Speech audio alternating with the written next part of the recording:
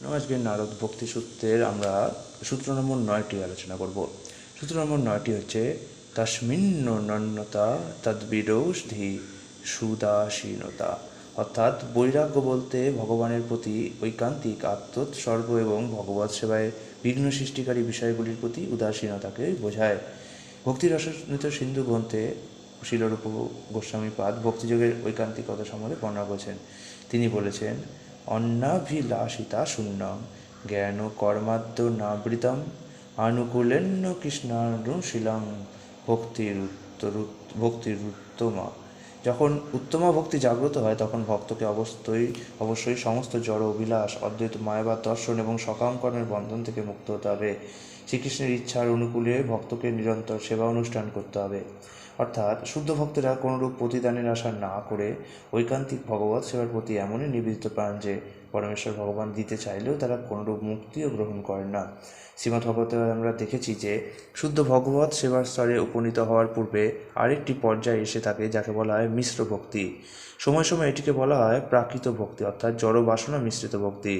শিল প্রভুপাদ লিখেছেন, বিন্দুমাত্র ব্যক্তি স্বাস্থ্য জড়িত থাকলে তার সেই ভক্তি জড় প্রকৃতির দ্বিগুণ মিশ্রিত।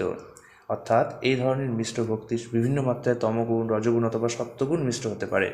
মিশ্র ভক্তি সম্বন্ধে শিল প্রভুপাদ এইভাবে বিস্তৃত ব্যাখ্যা করেছেন, তম, রজ এবং সত্যগুণের ভক্তিকে 81টি বিভিন্ন শ্রেণীতে বিভক্ত করা যায়।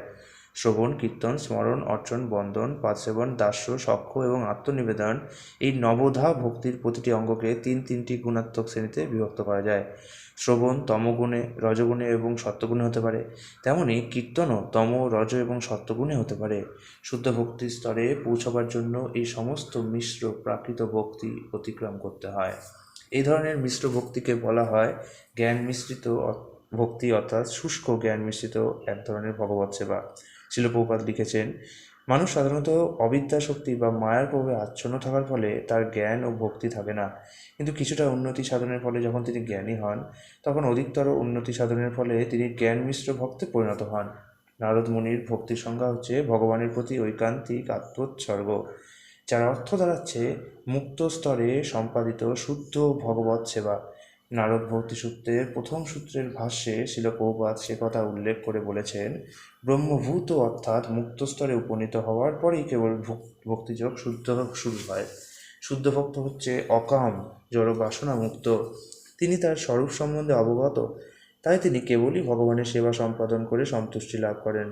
শিল প্রভুপাদ লিখেছেন, শিল জীব গোস্বামী তার সন্দর্ভে এই অকামভাবে ব্যাখ্যা করে বলেছেন, ভজনীয় পরম পুরুষ ও সুখমাত্র সহসুখোত্তম, অর্থাৎ পরমেশ্বর ভগবানের প্রসন্নতা অনুভব করে মানুষের প্রসন্ন হওয়া উচিত।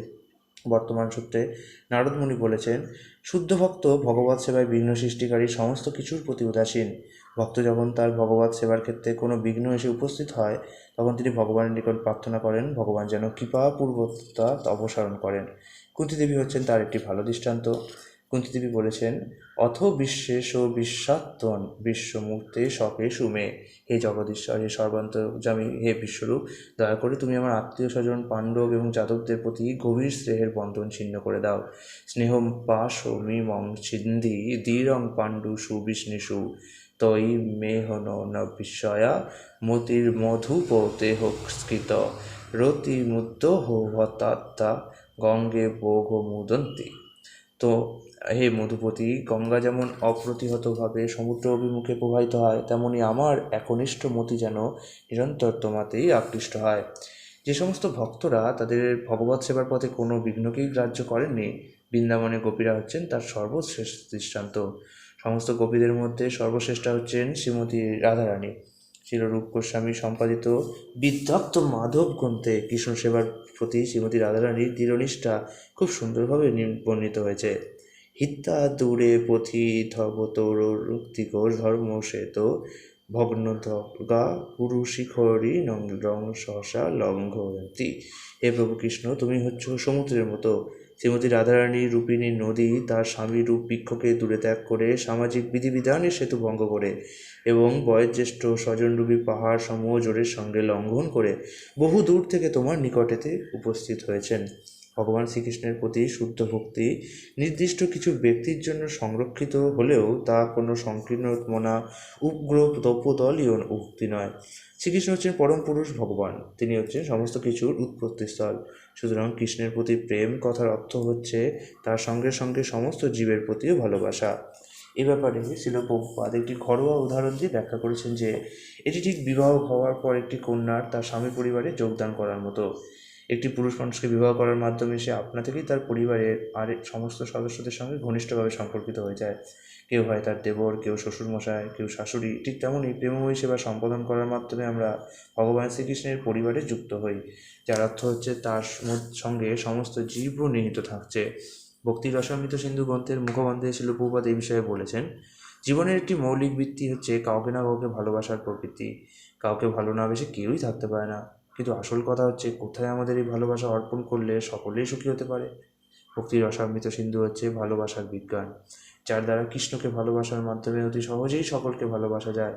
মানব সমাজে আজ আমরা শান্তি ও সৌহার্দ্য প্রতিষ্ঠা করতে অক্ষম হয়েছি। রাষ্ট্রসংঘের মতো এত বড় একটি প্রতিষ্ঠানও সেই কাজে সফল হতে পারেনি, কারণ প্রকৃত পন্থাটি যে কী তারা জানে না। ভগবদ্গীতার উপসংহারেও ভগবান বলেছেন, সর্বধর্মান পরিত্যাজ্য মামেকং শরণং ব্রজ অহং তাং সর্ব পাপেভ্য মোক্ষয়িষ্যামি মা শুচা। অন্যান্য দায়িত্বের প্রতি অমনোযোগী হয়ে পড়বেন সেই ভয়ে অথবা অন্যান্য বিঘ্নের জন্য কেউ যদি কৃষ্ণ ভক্তিতে পূর্ণমাত্রায় গ্রহণ করতে ইতস্তত করেন, তাতে ভগবান শ্রীকৃষ্ণ আমাদের অভয় প্রদান করে বলেছেন, ভয়ের কিছু নেই। শিল প্রভুপাদ লিখেছেন, যে বিশেষ শব্দটি এখানে প্রয়োগ করা হয়েছে তা হচ্ছে মা সূচ। ভয় করো না, দ্বিধা করো না, উদ্বিগ্ন হয় না। তা অত্যন্ত তাৎপর্যপূর্ণ। কেউ মনে করতে পারেন সব রকমের ধর্ম পরিত্যাগ করে কেবল শ্রীকৃষ্ণের শরণাগত হওয়া কী করে সম্ভব, কিন্তু ওই ধরনের দুশ্চিন্তা নিরর্থক। আগামীকাল 10 নম্বর শ্লোকটি আমরা দেখব। হরে কৃষ্ণ।